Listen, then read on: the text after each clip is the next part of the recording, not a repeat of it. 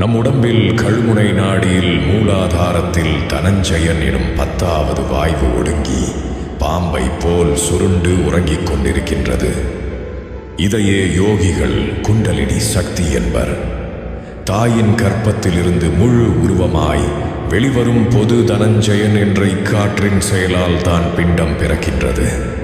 அதன் பிறகு எச்செயலும் இன்றி மூலாதாரத்திலேயே ஒடுங்கியுள்ளது.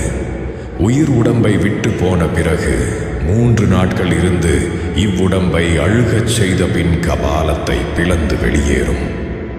ஆதலால் இதனை நன்கு அறிந்து வாசியோகம் எனும் யோக தந்திரத்தால் கருத்தோடு இருத்தி அதனை எழுப்பி சுழ்முனையினால் முதுகுத்தண்டின் வழியாக மேலே ஏற்றி கபாலம் எனும் உச்சியில் உள்ள சகசரதளத்தில் கொண்டு சேர்த்து தியானம் செய்து வர வேண்டும். இதனை முழு முயற்சியுடன் பயிற்சி செய்து தொடர்ச்சியாக தியானத்தில் இருந்து வருபவர்கள் கிழவனாக இருந்தாலும் இளமை பெற்று மெய்பரவசத்தால் குழந்தையைப் போல் மாறுவர். அவர்கள் உடல் பொன் நிறமாக மாறும். இந்த யோக தந்திரத்தை முறையாக அனுசரித்து செய்து வந்தால் இறையருள் கிடைக்கப் பெற்று இன்புறலாம். நம் உடம்பிலேயே சிவசக்தி திருவடியான் பாதம் மெய்ப்பொருள் என்பதுவே உண்மை.